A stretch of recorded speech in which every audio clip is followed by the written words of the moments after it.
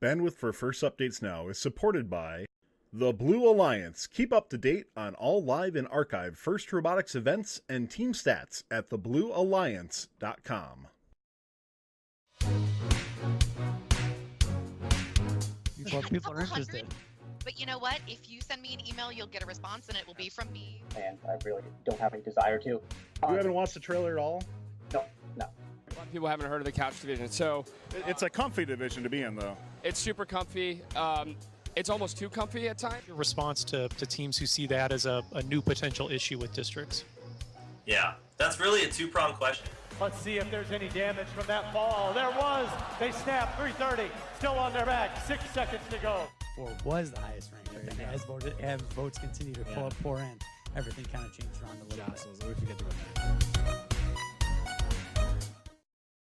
First Updates Now is brought to you by Twitch. Fun is now a Twitch partner and offering some awesome subscriber-only benefits. Subscribe today or get a free subscription each month when you have Amazon Prime by linking your account and clicking subscribe.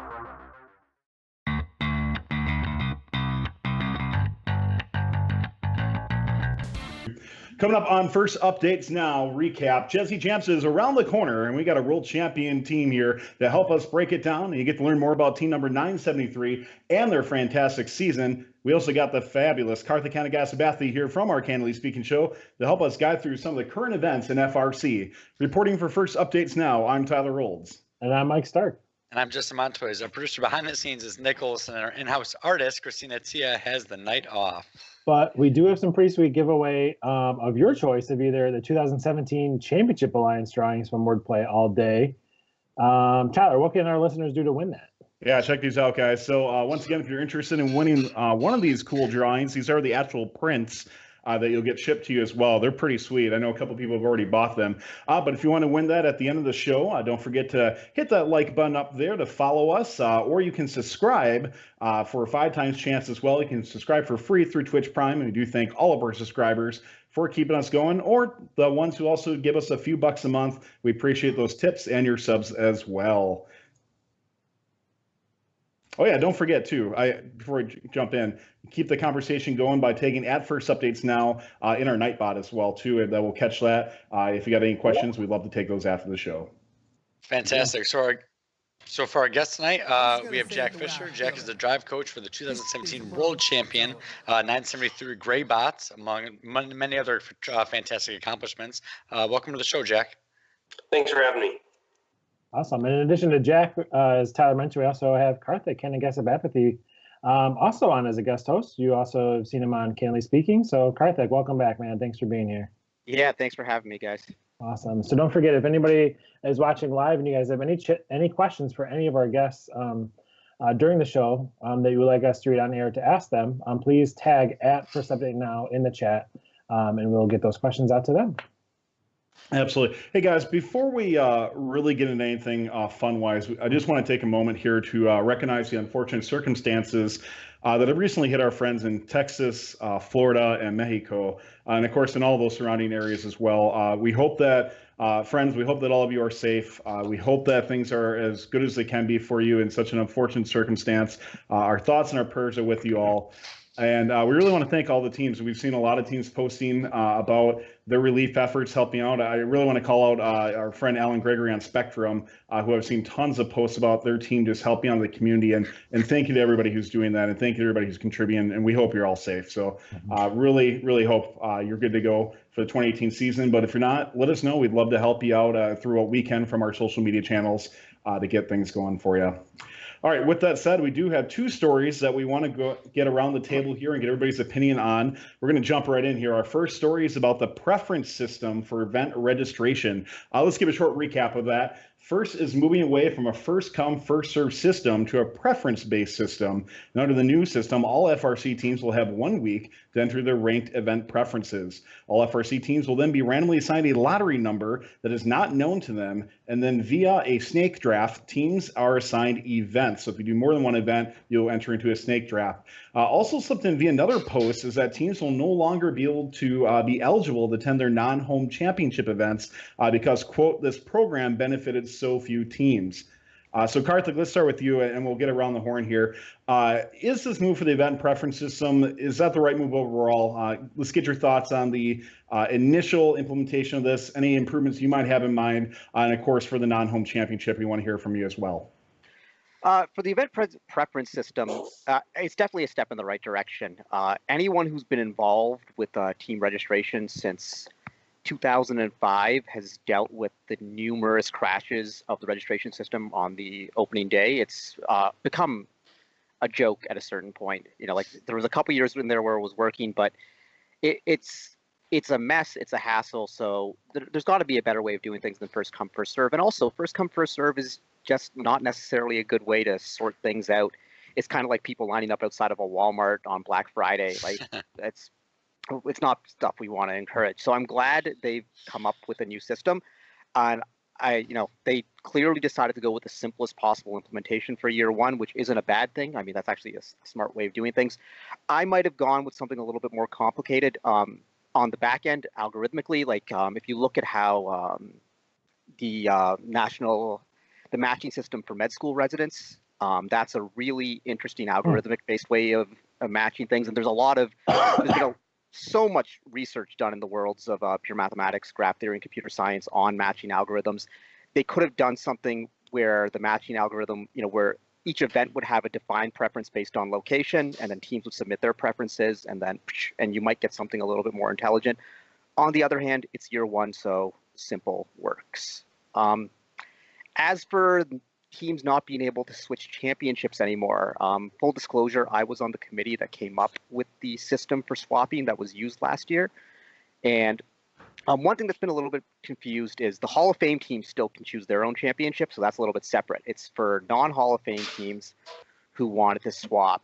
I get why they eliminated it because, apparently it took a lot of work to do and it was only impacting a few teams. On the other hand, I really like that option was available because sometimes teams have conflicts that they can't get out of. Just reading on Chief, there was the team from Los Angeles who a bunch of their students have a conflict with a trip to Israel that, is like a birthright thing to them. So it's really, really important. And it'd be nice if we could make special allowances in these cases, and so I'm disappointed to see it go that way, but I'm not surprised.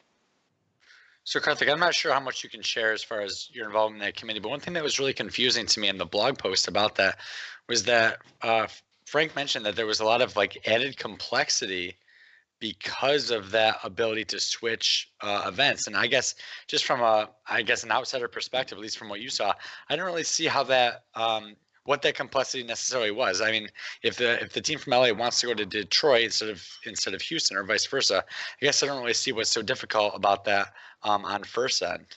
So again, I was a part of the creation of the process, and creating a process for that was actually time consuming just to try and come up with something that was fair. And also because there was a large concern that there was going to be excess demand for North champs last year and not enough demand for South champs. So they wanted to have some sort of way to ensure that the events remain balanced. And when I say balanced, just sheer number of teams. So that was a concern. But I think it created extra work for the staffers at HQ to maintain these lists and then you now want to offer these spots up, but then you have to phone the teams and then you have to wait. And so on each team, teams have to make a decision, but if that decision takes 2 days for each team, then suddenly the process kind of stretches. So I can kind of see where they're coming from, but I also see where you're coming from, where it doesn't seem like it was too much work. I mean, I'm Mr. Team centric. I'm going to always say what's best for the teams, and let's suck it up and do a little bit of work. Teams spend tens of thousands of dollars on registration fees every year. So, Jack, what are your thoughts on this? I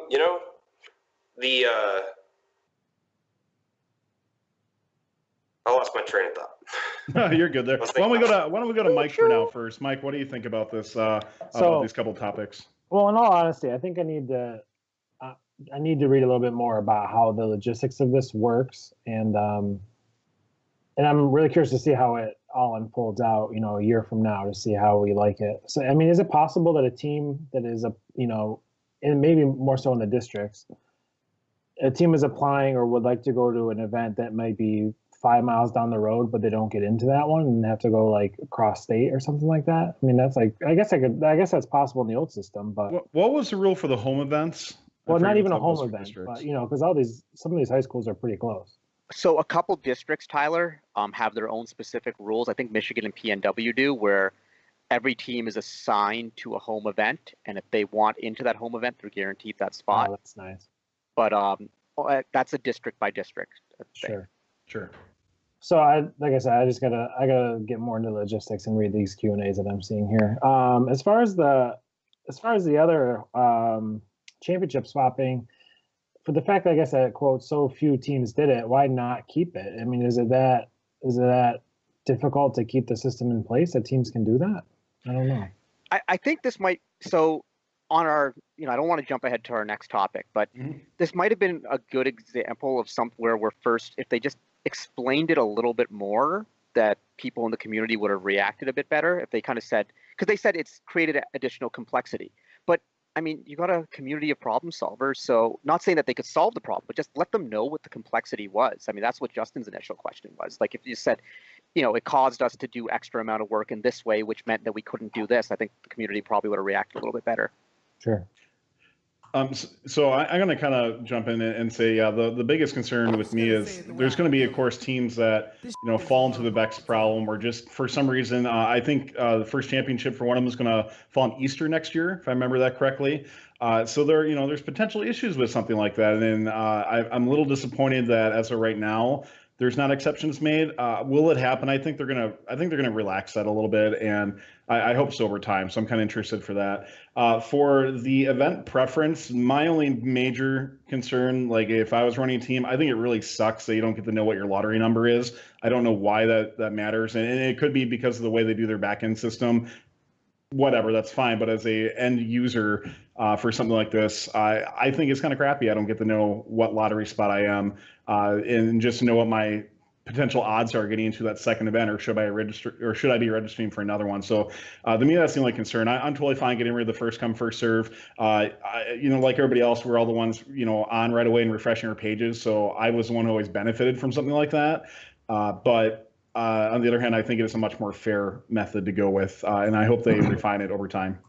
Yeah, the one other thing I should add, because I forgot about the with the lottery process, they're going serpentine. So if you're at the front of the list for round one, you're at the back of the list for round two, and vice versa. There's still a considerable amount of teams. Actually, the majority of teams in the regional systems only do one event. So if you are one of those one event teams at the back of the list, you don't ever get a benefit out of this. So that's a little bit of a bummer. Yeah. I mean, personally in California, I'm a fan of the first come first serve, and in California, not all the events actually even fill up at the open day of registration. So for us, because we knew we always wanted to get the regionals that work with us with our school, the lottery system makes what was already somewhat of a gamble a complete gamble, and we have to have a bunch of contingency plans just to be able to do it. Especially with then California also having the earlier champs, and that we're going to Houston. So there's not really any buffers. So I mean, if you end up with a week 6 event, and say, fortunately this year we're qualified, but say we weren't qualified with a week 6 event, and that was the only one that we could get, then we'd be at a stretch to qualify and then make all the plans to get a championship. So we always like to plan things out ahead of time as much as we can, and this really kind of hinders us from doing that. But if the events in California aren't filling up, then everyone should get what they request in the lottery, shouldn't they? Yes, no. Some events fill up immediately on the first day. Gotcha. Others don't. Gotcha. That makes sense, yeah. So I guess we'll just kind of have to see how this plays out. Obviously, I was just glancing through that frequently asked question documents. I mean, it's pretty long. I mean, they're answering good questions and stuff. So I guess we'll loop back around to that, in the early part of the year here and see how it went for everybody. But so our other story of the night is about volunteer age requirements, or as First puts it, making volunteering for First even better. The FRC Volunteer Resource Coordinator, Fiona Hanlon, has stated in her blog that First has taken feedback and revamped volunteer role descriptions. This includes time commitments, role responsibilities, minimum experience, and skills. Also, all key volunteer roles now have a minimum age requirement. Some of these roles are asking for those outside of high school, while others are asking for those to be 23 years or older, or essentially out of the standard college age. So is this a good move to put these restrictions in place for FIRST to ensure a mature enough volunteer base, or should FIRST rely on their event volunteer coordinators to take care of this? Karthik, we'll start with you again about this topic. So I don't think this was handled well in the initial announcement, but I do think they cleaned it up with the secondary announcement. The secondary announcement basically saying that volunteer coordinators can still override the individual limits on a case-by-case basis. So that made me feel a lot better, because initially when I thought of these as hard caps, I thought that was a little bit ridiculous, because I mean, we're talking about volunteering at a FIRST event. We're not talking about rocket science. And I don't know, I just thought some of the age limits were a little bit higher than they needed to be. And I've seen, for years, the last 10 years in Ontario, we've had plenty of head reps under the age of 23. And they've been better than our head reps who are older than the age of 23. I'll just say that flat out.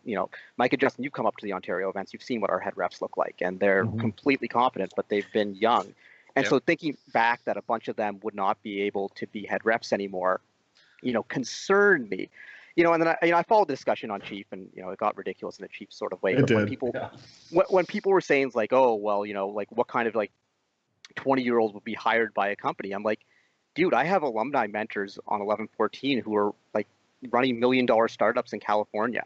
So, and they're 20, 21 years old. So they can run startups that are doing autonomous vehicles, and VCs are trusting them with millions of dollars, but they can't be a volunteer coordinator in an FRC event.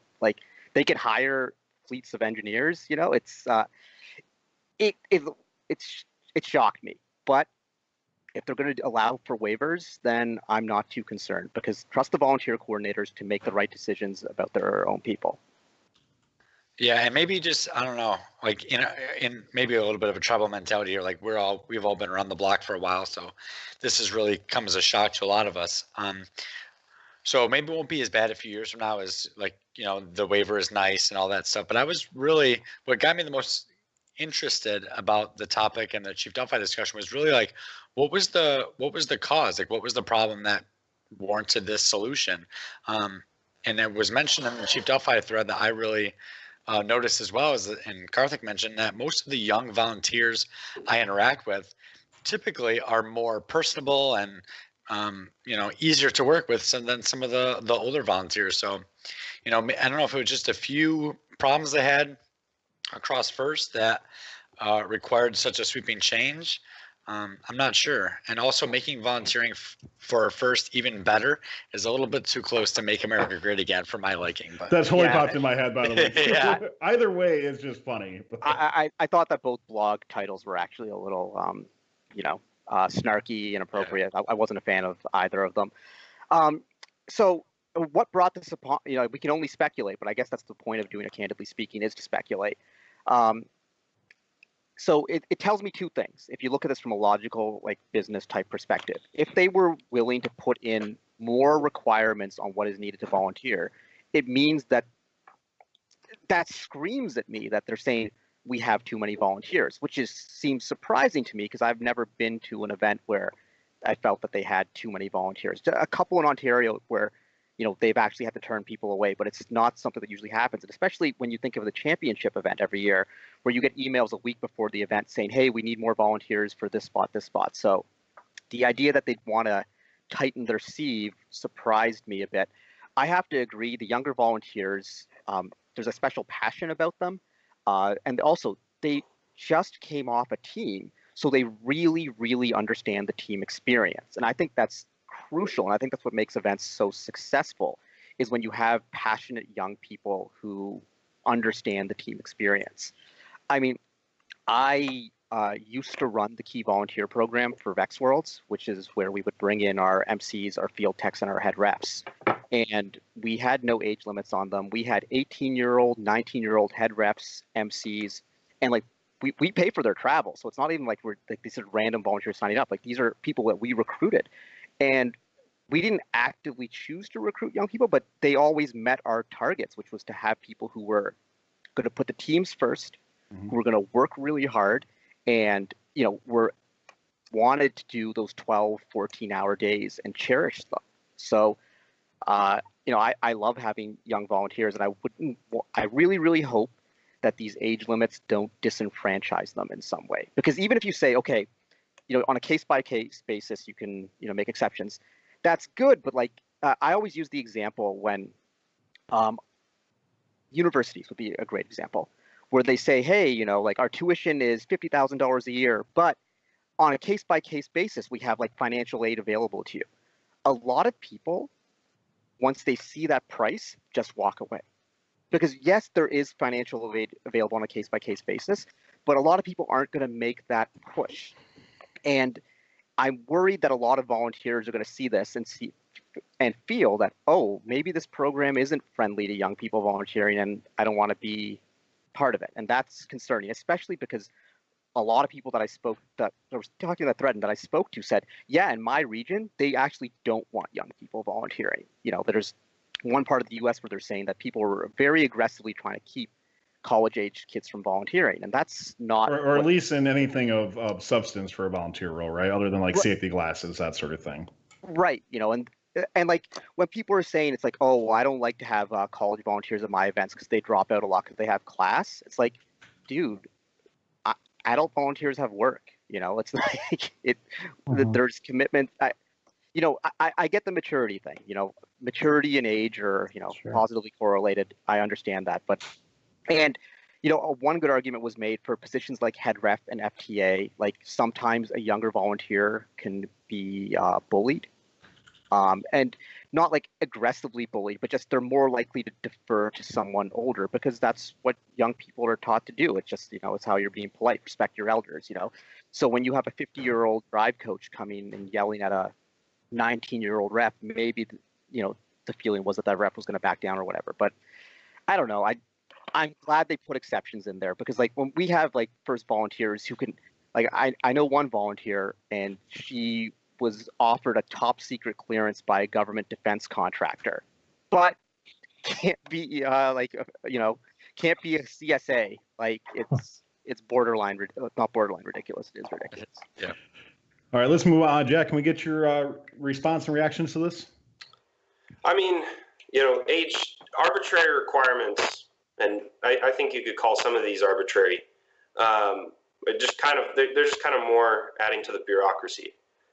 Which is kind of unfortunate because if the goal is to put on the best event ever, you want to find the best person for the job. And even nowadays in industry, the age doesn't necessarily mean you're the best person for the job.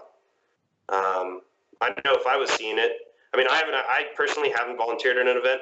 I appreciate all the volunteers out there for putting the events on such that I can just focus on mentoring students and giving them the best experience I can. But I'll sound that off again. The best interactions I've had with volunteers have been of the younger crowd, people who have been in FRC for their high school, know what it actually means from the customer's perspective. Because I like to look at teams as customers since they're paying so much for the event, to actually have a good experience. And the bad experiences I've had with event volunteers have been with the older age volunteers, people who kind of grab onto it's almost like they feel a certain power with the title almost. So I don't think this was the right move. We use the phrase a lot, volunteers gone wild. There's a lot of volunteers at events who it seems like their priority at the event is the volunteer experience as opposed to the team experience. And that always makes me nervous. And I'm a person who volunteers at 4 or 5 events a year, and I'm there for the team experience. And my experience, it's so important to put the teams first because they are the priority. I volunteered at the Pan Am Games a couple years ago, and the one thing that was drilled into our heads is the customers are number one. Who are the customers? The athletes, the media, the VIPs.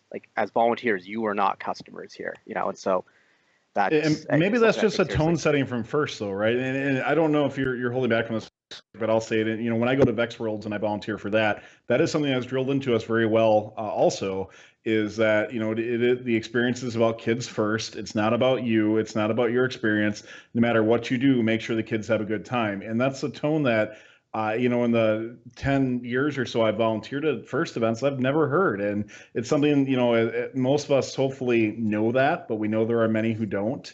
And I think that might be a tone that needs to be set by first, and that precedent needs to be set. And I think that varies from by region, Tyler. Absolutely. Yeah, because in Ontario, I definitely feel like it's a team first culture, and the volunteers are that way. And also, Ontario has a lot of young volunteers too. And I feel that First has become much more customer centric over the last 5 years. If you compare, think back to 2007 to 2012, I was like, ooh, it was always, you never felt it was team centric. But I think they've gotten a lot better with that. And I've even noticed it's gotten better at the championship, which is an place where I've always found that we had the worst experiences with volunteers. But speaking to a lot of teams from certain regions, they very much say the same thing that you do, Tyler, that it's definitely not team focused and team centric. And you saw that in that thread on Chief Delphi. I think there was a lot of angst in there because there were people who were, coming from areas where they don't feel it's team centric and where they feel like they're being shut out as the volunteers who want to help. And that's why that thread got so heated, because when you have one individual who's very, I'm just going to stop. Yeah. So I want to get Mike's reaction too. So just a couple things I want to say. One, for people in chat asking, yes, that is really Frank Merritt, who's in chat right now. So say hi to him for at Frank Merritt 7. And then secondly, just to give my reaction, and it'll be kind of quick, is I really wish this was more guidelines than what the age restriction is, more of a precedent for something, or saying that's what it's supposed to be. And I know that special exceptions can be made, but the question is how many special exceptions can be made, and where's the line for something like that going to happen? And I almost view this as, not to get too political, but almost like a states versus federal ruling on something where it's like, they're kind of coming in and saying, initially when this was released, it was saying, federal is saying, or in this case, Manchester is saying, like, this is the way it's going to be, no extra decisions. And now they're saying essentially that the states or the volunteer coordinators or the regions can make these special exceptions. But I really would just like to see it be that's the precedent set for it, or that's the what the guidelines is for something like that, and then let the events figure it out themselves. I don't get why this is considered something that's the way it should be, and then we'll let special exceptions happen. That doesn't make any sense to me. Yeah, I've been a committee chair for an event before, and I have to say the angriest and this is from knowing a few volunteer coordinators, the angriest I've ever seen volunteer coordinators is when they've assigned volunteers that they know, and then First HQ has vetoed those volunteers for whatever reason, be it age or something like that. And so I'm very big on you trust your people, and I think First volunteer coordinators have proven over the years that these are some of the most dedicated and knowledgeable people in the community. So I'm really big on just letting them do their own thing. And I get there has to be some age requirements for some things. Like, I'm surprised that their age requirements on almost everything wasn't 18 as opposed to 19, just to have adults in place, especially with YPP and stuff like that. You want to say that this is a role that can only be filled by an adult. That's totally acceptable to me. All right, Mike, let's get your reaction, then we got to move on here. Yeah, for sure. So I think I'm in favor overall of this change. I think we spent a lot of time talking about the age requirement, but with key volunteers. Like, I think those more go hand in hand. I think that's absolutely the right call, with the discretion that the volunteer coordinator can have their say in that. And when you think about it, these key volunteers are impressing, or have their decisions and their demeanor and everything, have their impression on potentially like thousands and thousands of people, from all the community members that come in to potential sponsors that come in and watch your event, to family, to teams. Like, all that, the whole experience is on the shoulders of these few people. So I think it's a really good step in the right direction to make sure that these people are qualified, are being held to a standard, just for that magnitude that they have an effect. And then kind of like for the friends and family discount, Karthik, like you were saying, people that maybe are volunteering for the wrong reasons, maybe these requirements for the lower end positions will help maybe deter people that are just coming for a good time, or something like that. So I think it's overall better. And as seasons go on and on, I think it'll get refined and stuff. But my overall opinion is I'm for it. One last thing I want to say is to all those young volunteers out there who may have been discouraged by this or may still be discouraged, I really hope that you guys still at least try and volunteer this year. Contact the volunteer coordinator at the event where you want to volunteer and let them know, hey, I think I can do this role, and if you would consider me for a waiver, and it sucks that you have to sell yourself for something for that, but if you're passionate enough to care about this rule, hopefully you'll be passionate enough to try and fight your way into volunteer and do some really cool stuff for teams. We'd love to hear about your story too on that. If either way, the way it goes, just how the interaction works. So please let us know how that progress works. Or just have like a junior head ref position, or like if somebody wants to learn that position, like kind of, see if somebody will take you under their wing where the responsibility still falls on that person, but you're learning along the way to set you up to be that in the future. And the other thing, remember, these are the limits don't apply to off-season events. Volunteer at an off-season event, get something on your volunteer resume so then you can go tell the volunteer coordinators, like, hey, I was the CSA at two local off-season events. Maybe I'm ready for this role. All right, let's keep moving on. Before we do that, I did see some stuff in chat in regards to the trailer coming out, which just a reminder that will be coming out at 8 p.m. Eastern on Thursday, and we'd be delighted to have you join us. We're going to do a live reaction to the trailer as well, and it's going to be not really one of those fluffy things there. We'd love to give our honest opinions on these things as we do in all of our shows. So we invite you at about 8:05 Eastern to hop in our channel on Thursday. We'd love to hear what you think about it. If you're interested in calling in, you can do that. We'll take you live on the air or some of your discussion questions in chat as well. So join us on Thursday at 8:05 p.m. Eastern. All right, let's move into let's talk a bit more about 973 here. Since we got Jack here, Mike, let's talk about 973 and what's going on with them. So first off, Jack, amazing season 973 had. Congratulations first and foremost to that. So you guys have been around since 2002, but this year was definitely your most successful when it came to robot performance by winning the Sacramento Regional, the Roebling Division, and the Houston Half Champs with the win down there. So can you kind of take us through your build season with your concepts and your kind of design processes for your robot Bloodhound? Yeah. So this year, seeing the game, we all, most teams, we set out to really nail down our ability to score gears. And in a way, we kind of failed that. And the actual, how good we were as a shooter, we definitely didn't put as much focus on that as other teams, and in some ways we were actually lucky with how well our shooting turned out. There was, we kind of split the team in half. Like half of us went and started designing the gear mechanism and were really focusing on that, and then myself and a few other mentors started to patch the shooter on. So our design process, like most other teams, highlighting what's most important, prototyping the functionality. I don't know if you guys saw the Festival of Champions promo video, but in that video you see one of our prototypes was a full over-the-bumper intake that was full wide, and that never featured on our final robot, which brings us into like the key to our kind of season this year was the robot we initially designed we stuck with. 973 is very well stacked in terms of mechanical design and fabrication, and that we can do it very quickly, and we can build something very quickly. So in the past seasons, that's led us to be tempted to do entire redesigns. In 2015, after our first regional with the robot that didn't work, we rebuilt it in a week and a half, and then went and won the Los Angeles regional with that.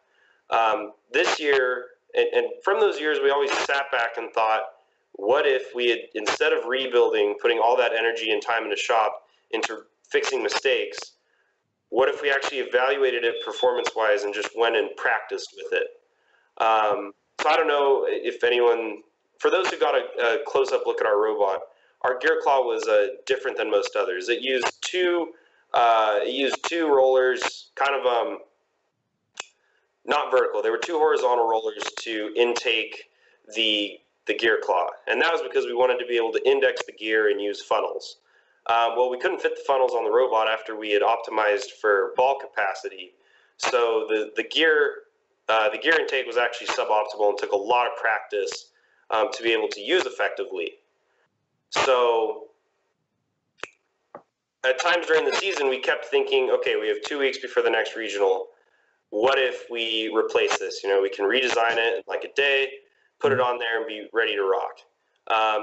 Every single time that this season, we said, that's not worth it. Let's focus on practice and be ready to go. And I think that's what led to our best performance in terms of this season was we focused on let's make our robot perform to 100% rather than keep trying to upgrade it to 100%. Well, let's jump right into your season there. So the first competition you were at was at the Central Valley Regional, and I don't always, and it always is pouring salt in the wound sometimes, but let's talk about your first match a little bit. Match number 5, your robot, it did actually come out and perform quite well. You guys were sinking KPA, and for an early regional, that's pretty good, especially when fuel doesn't matter to a lot of people. And you're delivering gears, but there was a critical mistake made by the pilots in your alliance of not splitting up the rotors, at least from what I can see, maybe you can correct me there, which caused you to lose the match, and you only had 69 points in that match. So I want to get your perspective, though, as a coach. How do you learn from mistakes like that? How do you build upon, because stuff always goes wrong. The pilots are stressed. It's a stressful position to be in. How do you coach those pilots, and how do you make sure that they're prepared for future matches as well? I mean, that was the first match at our first regional and a lot of teams' first regionals. So as it goes, you do your best off the field, especially this year, to inform your partners of the rules. Because a lot of you'd be surprised how many people do not know these specific rules. So we do our best to coach, and for example, in that first match, it was our human player's first match. I mean, we didn't even build a full tower back at our shop. So sometimes it takes a warm-up match to, for your human player to know, like, always be checking rotors and whatnot. And it's very easy to get lost in the details and forget the easy stuff. The next match we came back and we had already addressed those issues. It's easy to look back and say, hey, if we had just won that match, then seeding would have worked out better at that regional, that we would have been more likely to win the regional. With 1678, for example. But, that's how it goes. You live to play another day, learn from your mistakes, and always keep moving forward. Yeah, so you mentioned 1678 there, losing them in the semifinals, and then you're able to pair with them to win the Sacramento Regional. So can you elaborate a little bit on the iterations or changes you made to your robot or your strategy between that first event that led up to that? Yeah, so as I said before, between those regionals, we talked about redoing our entire gear claw. But then after looking at how we were very close to finishing the 4-rotor, and that we were quite good, we were good enough at picking up gears off the floor and putting them on the pegs. Since having reviewed our match video, it's probably one of the most important things you can do is reviewing all your previous performance and really looking at what were your strengths and weaknesses. But looking at the video, we were picking up a lot of drops, so we figured, okay, the gear is good enough to work and good enough to win the regional if we can address getting the KPA bonus. And what we were struggling with the most was our ability to line up quickly to shoot and intaking balls off the field. So for those 2 weeks, all we spent time on was actually getting better at intaking. That was pretty much it. Between our regionals, we spent time getting better at intaking, and then keep practicing, picking up and placing gears. Cool. So moving on from there, on our last show we had 4188 on to talk about kind of just the craziness and all the excitement that happened in Houston. So 973, you guys went 7-3 in qualifications in the Roebling division, which seeded you first. So can you kind of talk about your alliance selection process and what made you want to go with 1011, 2928, and 5499 as your alliance partners? We always love hearing about like how these powerhouse teams, how you guys go through your alliance selection process. So we'd love to hear about that. Yeah, 1011 was such a good gear robot, and our division was very stacked in terms of the other teams that seeded first. the ones that were really in a position to create an unstoppable gear alliance. I mean, our robot was single speed 2+2. We couldn't push through defense, and we were kind of slow getting around it. It just wasn't something we'd practiced as much. So because of that, we did not want to see an all-gear 10-11 alliance that could form kind of lower down in the pools. And that's just aside from that they were the best gear robot, in our opinion, in the division. So they were an obvious first pick for us. And then 29-28, we were looking for to mix it up. I mean, two ground gear pickups isn't the best if you then add another third to the mix. Even though we did okay with that at Festival of Champions, it's a struggle because you have to really organize the flow by the feeder station. So picking up 29-28, great team. They were very consistent, and they were also human player pickups. So it was just an alliance that could flow well, and it was more about being consistent when you finish the four rotors. That's what really mattered for us, because the earlier you could get it done while still completing the KPI gave you options at the end of the match. And those options really came into play all the way back into Einstein Finals, with us having the four rotor finish in time that 10-11 could peel off and be able to slow down. I mean, at one point, they were slowing on both 118 and 1678 at the same time when they were trying to drive back. And that was our main strategy, too, at Festival of Champions, was finishing the four rotor as fast as possible and at specific time increments so that you have time to actually play defense in the match without sacrificing or missing the four rotor. And then 5499, they were another robot that, like, their average was kind of low, but the matches that we'd seen, plus, we'd seen them practice and stuff before, they weren't a team that we were going to let another alliance have, that they could then, when they were on fire, and they were putting a lot of gears in. And we just, that was just a risk. So being able to have them, and they really played their hearts out too in Einstein Finals and later at Festival of Champions. So certainly no regrets there. So one question I have. So you guys were the number one seed in your division, right? Yeah. So did you do a joint pick list meeting with 10-11 on the night before line selection? No. Wow. No, we didn't. We had our own. We were kind of done late when we were really firmly decided that they were the team we wanted to pick, because we had to spend a lot of time evaluating how the division could play out. Because at the same time you're looking at what's the best robot to pick. You're also looking at what's the best eliminations bracket to play. So by the time we had already decided that, it was too late to have them over. So we just let them know that we wanted to play with them, and then made the pick list. But they were ready to go, so it wasn't an issue. The reason I ask, it was just personal curiosity. I've had the fortune of being on alliances 2 times now, where we've done, since first moved to the new format, where alliance selections first thing on Saturday morning, and you have all Friday night, where we've done the joint pick list meeting, and I actually think it's been a pretty cool experience. We did one with 148 in 2015, and we did one with 610 this year. And I thought it was a really cool experience, just because you get to see another team's pick list meeting and how that style works. So there was like a learning part of it there. And it's neat to just plan out strategies more in depth. So I'm just curious if you guys have done that. Yeah, dude, I was really surprised you said that, Jack, by the way, just because we did the same thing in 2026. So I don't mean to cut into there, but that's interesting you said that you didn't meet with them. I thought that'd be like instantly something you'd want to do.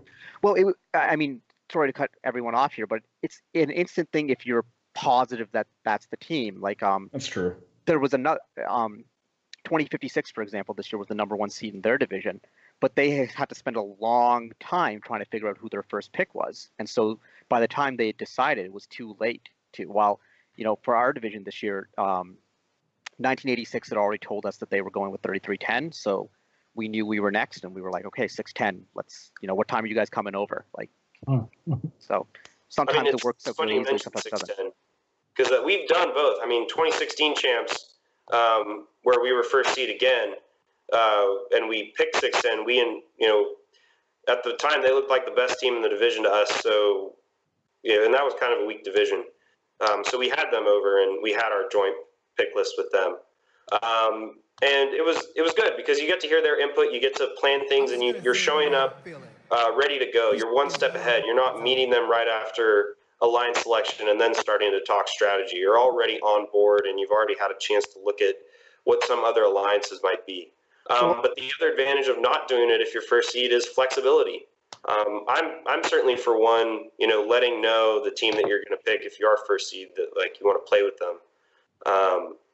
And if there are other teams that they're asking you to say like might be number 2 or something. But the pro is that you get to, I guess like they're kind of 2 pros. The pro for having the meetings, you get to plan, you get to talk, and you get to be one step ahead of everyone else the next day you kind of show up. The pro for not doing it is its flexibility. It lets you really iron things out without, you don't have any concern about offending someone because you didn't make them drive out to your hotel. Right. I do think that in alliances that I've been a part of where we've struggled but we probably shouldn't have, a lot of the times it's been because there's been friction about who to take as the 24th robot. And it's just nice being able to get on the same page as another alliance. Like, okay, this is what we're doing. Yeah. All right, so I do want to move on briefly to, and I don't want to take away from it, just ran a little short on time, in regards to moving on to Einstein. So you guys moved on to Einstein. You took second place in the round robin with 91 more points in the Carver Alliance, and you faced a Noon Alliance in the finals, and of course your old friends, Citrus Circuits, that you won a prior regional with. So just a couple quick thoughts on this. As a team that was on Einstein, how did you like the round robin process? I would think that you guys advanced, you'd probably like it a little bit more, but objectively speaking on that, how do you feel about that? And then, of course, the victory. We don't want to take anything away from that. What's going through your head, man? During that time, and you guys take 2 matches right away, take the world championship. Talk about that and just what you were feeling during that time. Yeah, the round robin process, and for anyone who's experienced it, is like a roller coaster, because as soon as you have an idea, like a match goes wrong, or you think you've tied a match or won a match, and then penalties get added at the end, and then all of a sudden you lose. At the whole time, you as the coach and like your strategy people on your team, they're worried about the averages. They're looking at everyone else. In terms of like a coach to your drive team, it's all about just keeping them focused on the next match and not getting caught up in the wins or losses, because as we saw at both championships, anything can happen in those matches. That was the only thing. At some points we were like, okay, we're out. At least I'm thinking is like, okay, we're out, and then we're back in, and then all of a sudden it goes into that last match where we happen to be playing the Newton Alliance, and then at the end of that match, which was a clean match, both teams knew that they needed to score. Both alliances knew that they needed to score a certain amount of points, and I don't think they were going to do anything. I know we weren't going to do anything to jeopardize us potentially hitting those points. So, at the end of that, I just, we had that thought in our head of, okay, that was a clean match, and it was all. I don't remember what the points differential was, but it was close. So you think, coming out of that round, that final round robin match, and just thinking, okay, let's add a little defense in the mix, and that that anything can happen in those final matches. So then going into the finals, I mean, no alliance likes to, no alliance when you're playing against friends, especially, you don't like to beat them because robots on their alliance weren't working. Yeah. Unfortunately, there's first has rules that there aren't replays and whatnot when there are replays, there aren't like do-overs, for example. And especially, it was a bummer to win on penalties, but we were affected by 4188 tragically dying against one of our gear pickups. We couldn't, that slowed us down from getting the 4-rotor. So I think the penalties in that case were fair, but again, no one likes to win off a match like that. But it was a whirlwind for me, because that was my first championship win. I joined 973 back in 2011 after they had won their first championship, and then spent every year since then trying to get one, and to have it come together, coaching this time not behind the glass, for example, and to really be through that entire experience with the students on the team and stuff was, that's going to stick with me for the rest of my life. So that was amazing. Sorry, I'm just watching the video right now, and I'm just like, I can't believe Einstein happened on a baseball diamond. Yeah, I like, was thinking that earlier too. I mean, here we are talking about volunteer age requirements and the not being able to pick which championship you go to, and really glossing over the fact that we're going to be playing on a baseball field next year all over again in the sunlight. Hopefully there isn't vision required in next year's game, because we turned ours off. We did not have vision. We were doing dead rec and turn. It sucked on the red alliance, and it was money on the blue alliance. We were lucky to be on the blue alliance side. Real quick, I just want to jump in. So when I was in China a month ago at the event we were at, we had a similar situation actually with the lighting. And what they did is essentially just put a giant tarp over where the lighting was coming in for that, because it was on a smaller scale because the building was smaller. But I hope that First does something like that. I don't think there's any reason, the baseball diamond is what it is. The viewpoint is not what people want it to be, but the lighting thing, I think that's something you can prevent, and hopefully they've learned their lesson on that. They'll move forward with that in the future. I mean, Frank just said it. Dirtbiker just asked me that. Just even the lighting, for example. We were on the dirt part of the field, for example. So they laid out plastic, but it wasn't communicated. So, for those who know that we have our super pit, we were trying to get that to the field, not knowing that there weren't going to be pits and stuff, for example. We showed up, for example, I was at that field for 2 hours before, and all we had was the robot, the red bumpers, and the driver station. No other tools, no batteries or nothing. And then they were starting to tell us, time to get out on the field and calibrate and do all this kind of stuff. And it's like, okay, we don't even have stuff to do that. So, sorry, how come you weren't able to bring your supplies? After divisions ended, all the stuff was loaded up on a truck. And then that truck was taken off, and they then proceeded to start backing 2 trucks down from the top level where the street side entrance was all the way down into the field, which took about 2 hours. And in that process, we had already, during that process, we had already done the parade over to the field and had been put into our pits. And then they started to tell us to get out on the field, get calibrating and stuff. And so, got you. The transportation that was taking your supplies over just didn't make it in time. I think it was on schedule. They didn't. If they had told us that we just weren't told anything aside from, okay, put your stuff in here, head to the field. If they had told us that, okay, you're going to need to be doing stuff in between that, then we would have been able to plan for that. But it was more like, okay, our stuff's in the truck. We're on the field. You're starting to get pumped up because it's Einstein, and you don't have any, any of the tools or any of the stuff you need to actually get prepared. It's kind of it just felt like a complete rush. Well, Frank had commented in the chat here that at least I think it sounds like something's in the works to fix the vision problem next year. So we'll see what goes on there. So coming out of Houston earlier this summer, you guys then found yourself at the Festival of Champions. So we'd love to hear kind of what your experience was through that in the inaugural year of doing that.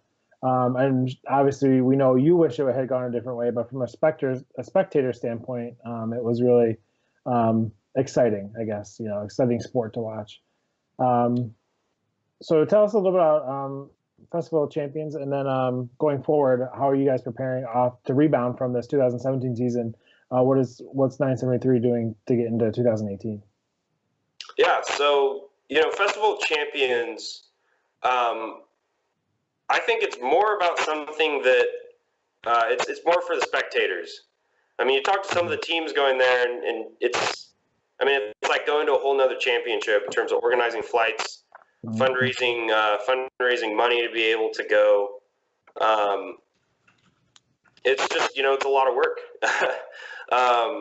So it's good that, I think it's good that they do it, that you can, I guess, declare like a true champion, but everyone playing there that day really, I think they would, like even 254, for example, would concede that, they think we consider each other all as world champions, and this was just kind of a big blowout and kind of fun to see both alliances get to play. It was a bummer that we couldn't have 29-28 out there. their school had rules that if they couldn't get a teacher to go, for example, their robot couldn't go. So they weren't able to go because of the summer break and the time that it was happening. But 4188, they came on gung-ho. I mean, they went to IRI. They did a ton of practice, 6v6 practice, organized in their hometown to be ready to play. It was a bummer we didn't get to play them.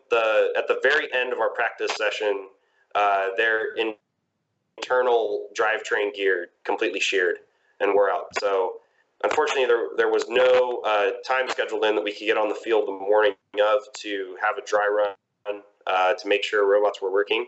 So we started with 5499, won the first match, and then thought, okay, we're up on them. We at that time, looking at data and stuff, we were up on 2v4's Alliance by good margin in all areas. So we didn't see any need to change at that point. So we just kept playing 5499, and then the rest is history. So, yeah, anybody else want to follow up on Festival of Champions? We've talked about, we kind of had a preview-wise before IRI, but since we're all on air, anybody else want to chime in for just a minute before we move on to the Chezy Champs?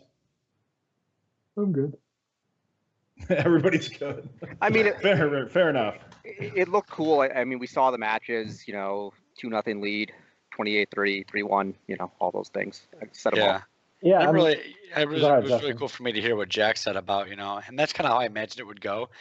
Just everyone who had a super successful season, they won their respective championships, and it was almost like an exhibition. Let's get out there and just give everyone a good show and see who comes out on top. So, that's really cool. Curious to see how, 2, 3, 4 years down the line, if it's still, pulling these world champions enough to keep competing. That's something I'm curious about. I mean, it was the first time that we played a best 3 out of 5 elimination, and what everyone underestimates is that it's an entirely different competition than what everyone's used to. I mean, we kind of struggle enough at first to make sure that everything's going to work match to match, that autonomouses won't go wrong, and it was kind of like the flip-flop. Our first 2 matches, everything on our alliance worked flawlessly. And we would have, if it had been a standard competition, that would have been the match made there. We would have won. Then there was that middle match, and then those last 2 matches where things on our alliance started to go wrong, and then their alliance had started working by that point, and they had time to make adjustments, sub out new teams that in a normal competition you wouldn't have been able to do. So it was kind of like, we won the first 2 matches, had a bit of standard competition, we would have taken on the gold. But then as robots go, stuff starts to break, mistakes start to happen, and then there's just enough matches in best 3 out of 5 for it to swing the other way. All right, chums, let's move on to one of our most competitive events of the year, which is fast approaching. And of course, that's going to be Chezy Champs. So you'll see some of the best teams from the Western U.S., including 973, of course, 254, 904, 971, 1011, 1678, and many, many more. I don't want to go through all of them because we're going to talk about them in just a little bit. And they're going to battle out to see who is the best of the West. And of course, if you're not there live, our friends at RSN will be out there covering the live webcast. So make sure you do check that out and say hello. And we do have our one of our contributors, Pauline Taskey, will be out there hopefully doing some interviews. So keep an eye out for her. We'd love to talk to you about that. So, Jack, I'm going to start with you. And if anybody else wants to chime in afterwards, go ahead. Chezy Champs, have you personally been there before? And if so, what does your team really like about the event? And are you guys doing anything to prepare for it? Or are you pretty well good to go after Festival of Champions? So I've been to Chezy Champs every year since it first started back in 2014. And I just love the event in that it's just a big hangout with all the teams in California and some from other places that we're all friends with, and it's such a well-run event, and it kind of turns the competition's really there because it's more like no one really cares whether or not you win, but it's still a competition of teams having a chance to pair up and then play off against each other. I mean, as you see, going back into the finals, 2015 was a good example. Of that. But It's hard. It's almost kind of hard to describe. I mean, is it like best in the West? Well, yes, because all of the elite teams in California go there, and it's just it's a big party. All the mentors that not normally get to see each other, we get to hang out, and all the students too get to see their friends from other teams that they might not go to regionals with. So yeah, I really enjoy it. I'm really looking forward to this next one. Yeah, I mean, there's going to be a lot of really great teams there. So, are there any maybe potential team ups that you're looking forward to that maybe didn't happen during the season, or teams that you're really, glad you didn't see them during the regular season that you're going to maybe have to play against the Chezy champs, or any matchups you're excited about? Chezy champs. Chezy champs. It's pretty cheesy. Yeah. I mean, a team that we didn't, like 973, didn't get to play with, who we normally do, was before. In terms of this year, so it'd be fun to have a practice match or maybe continue the tradition of pairing up with them. What team you cut out there, Jack?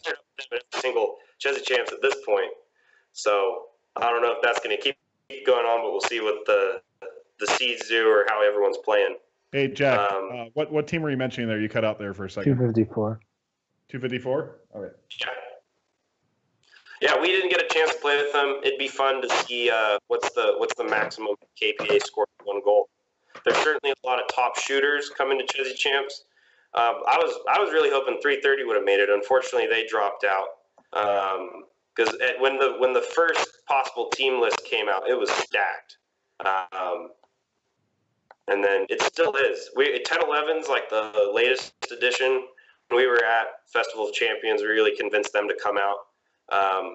And really add some more great gear scores into the mix, but it's going to be a great event.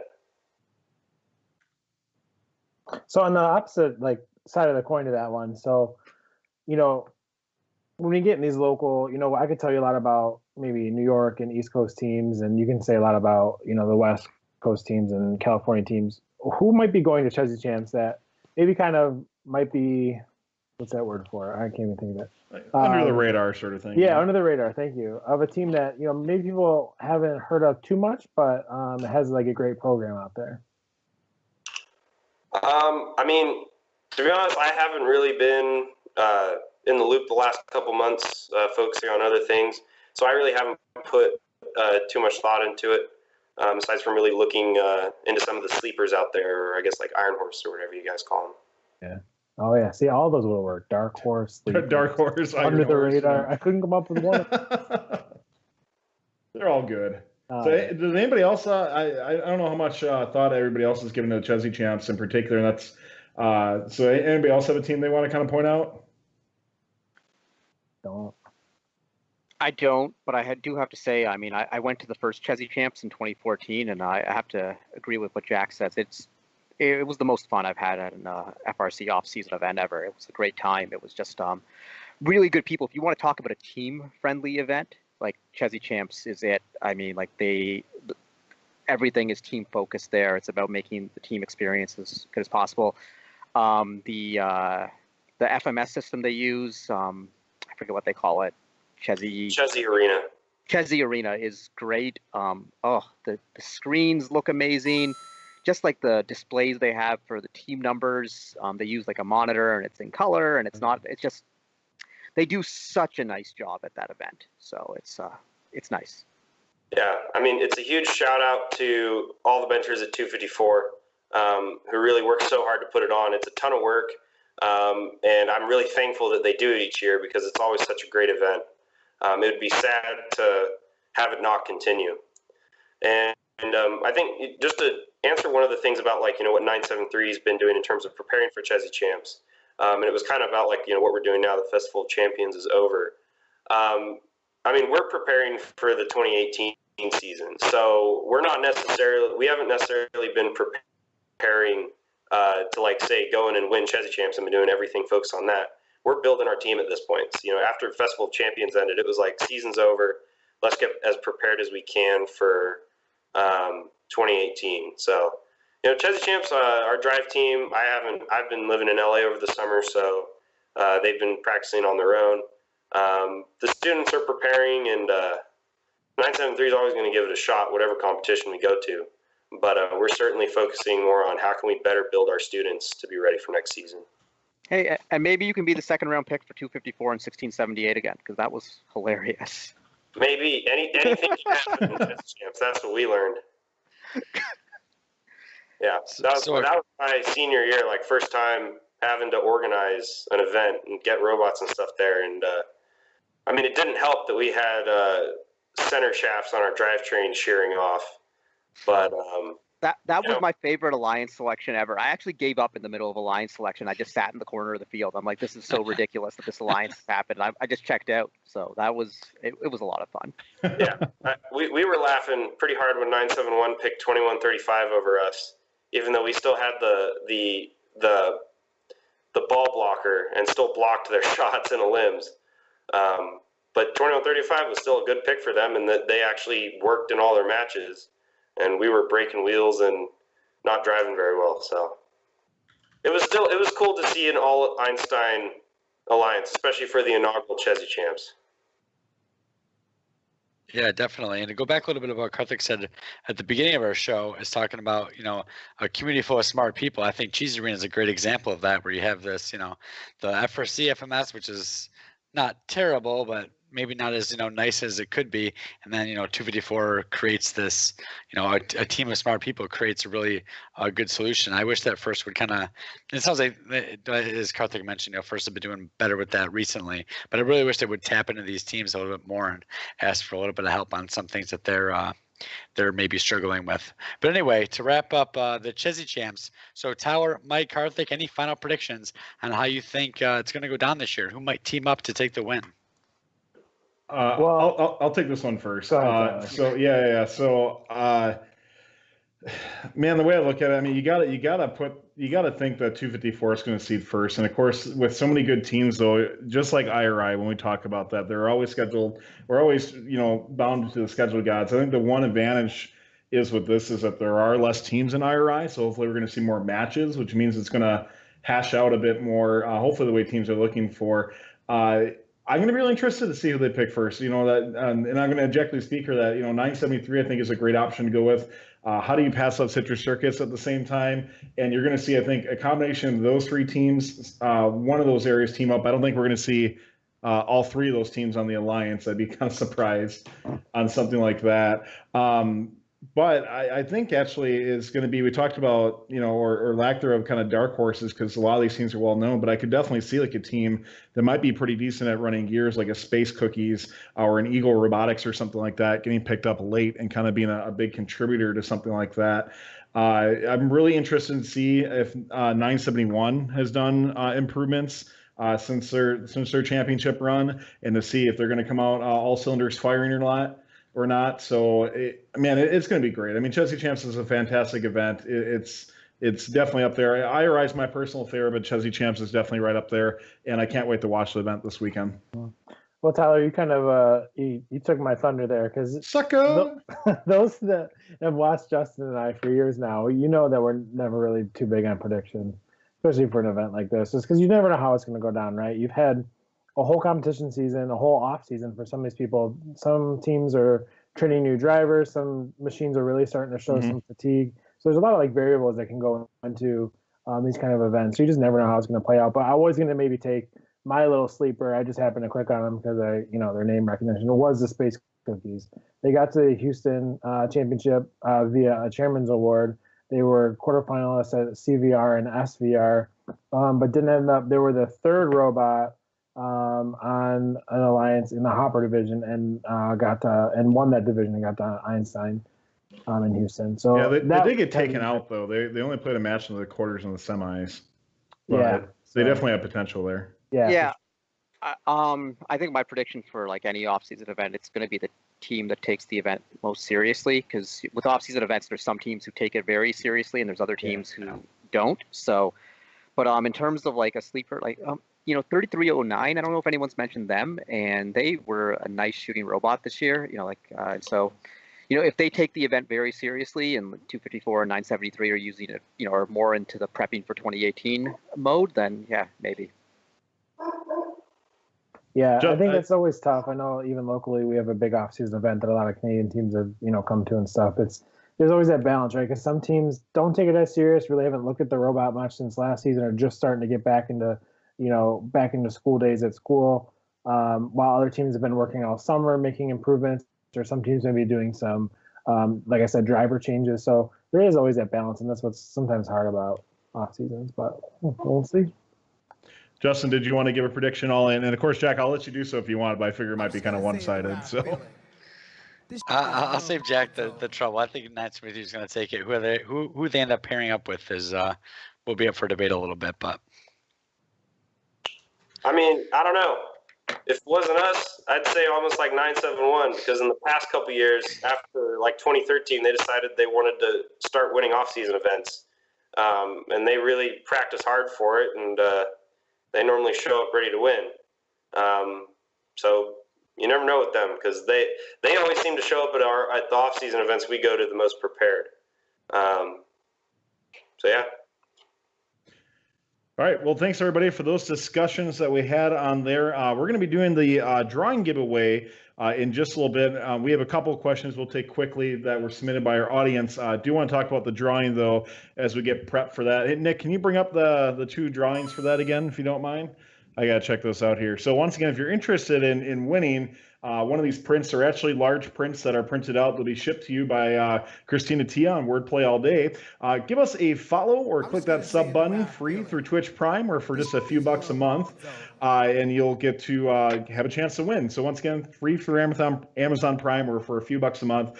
Your support directly lets us make shows, and we thank you so much for that. So here's the deal. In order to win that, type in WCBC, West Coast, Best Coast, WCBC into chat, and that will give you an opportunity to win. By the way, Mike, I like how you jump ahead because there's a delay and you're the first. Oh, yeah, there, I'm so always in nice. there. Yeah, so, but we'll do that in just a little bit. Remember, you do have to follow or subscribe, or we are going to redraw for that. A couple really quick questions. Dirt Bikers, Justin asked earlier what you were eating. It was important. You're muted. Justin, mute. Oh, darn it. I was doing 16 times it's up to. That is inaccurate. I call foul. It's quiet, Nick. It was pierogies, nothing exciting. All right, fair enough. Pierogies are always exciting, dude. Yeah, especially the broccoli and cheese. Ooh. This is the first time forever I had them, though. They were delicious. Good story, sir. Okay, last one. We do have one question, Jack. We do want to take for you as well, and take just a minute on how does 973 go ahead with their dry team selection process? Can you talk about that a little bit? And that was from CTC 956. We look at a student's work ethic, their drive, their ability to work under pressure, pretty much all the things that make a candidate best to work under the competition environment, and then like that's kind of almost separate from how good are they at driving, because we know we can teach someone how to drive, but if you're not able to work under pressure, have the best work ethic, take criticism well, you're not going to do well through the coaching aspect, because if you can handle that, then we can coach you how to perform as a driver well.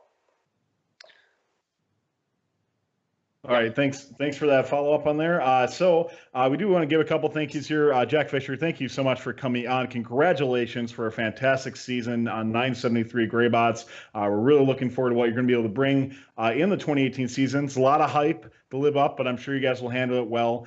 Can you just give us a couple of plugs here? What's your website? Where can people follow you guys on Facebook, that sort of thing? Yeah, you can follow us on our Facebook at Greybots, and the same thing with our website, greybots.com. We have the t-shirt store.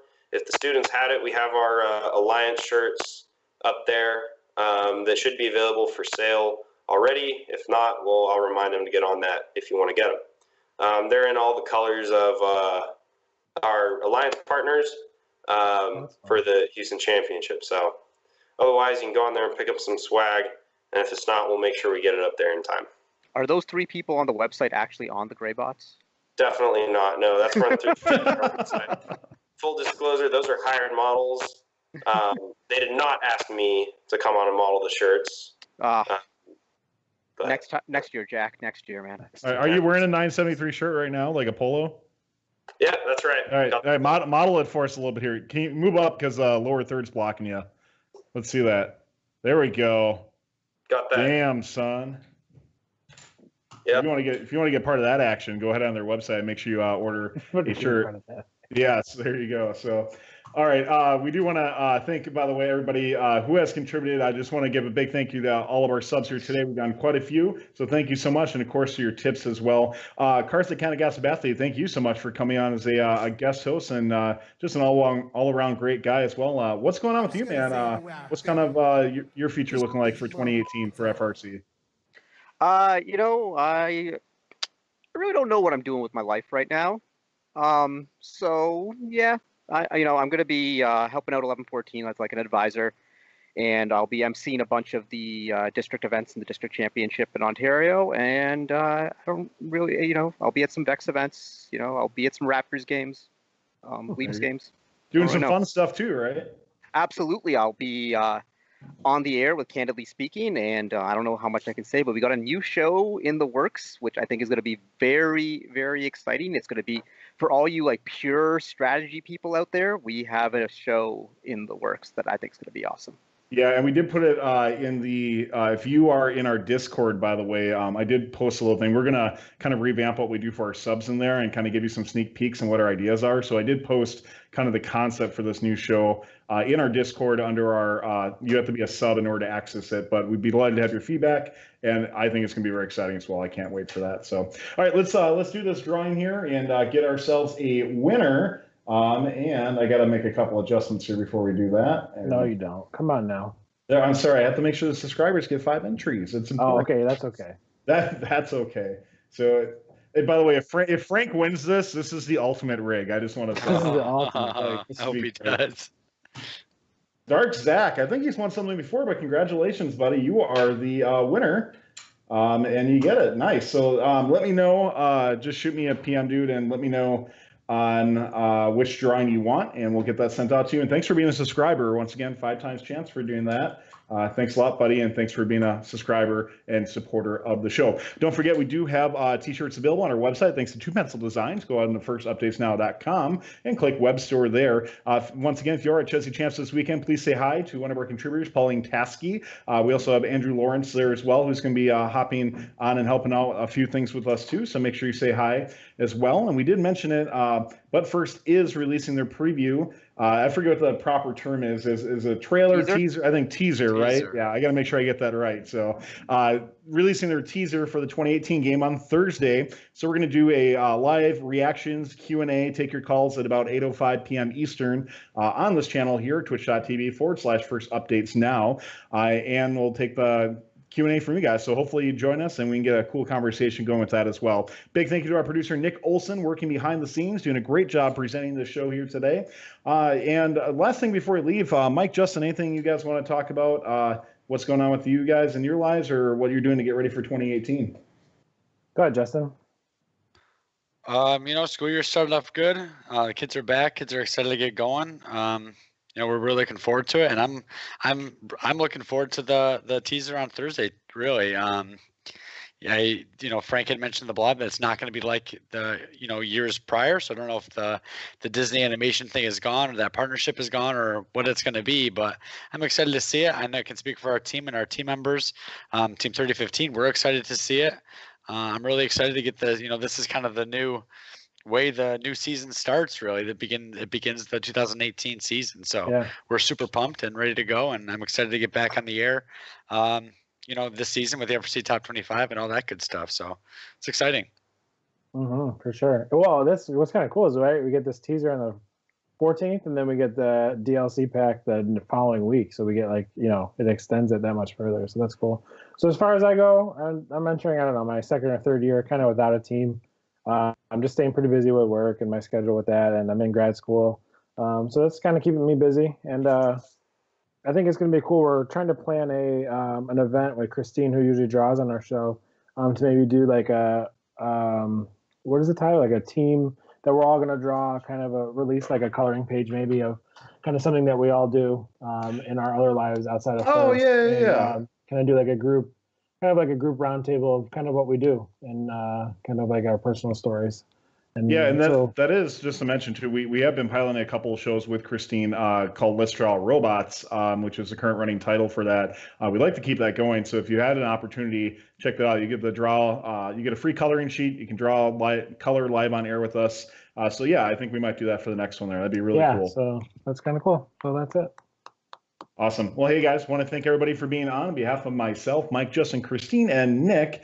Thanks for tuning in. Thanks for making fun part of your lives, and thanks for allowing us to keep on doing this. Once again, thank you to all of our subscribers. And of course, thank you to Jack and Karthik for dropping in and being awesome as always.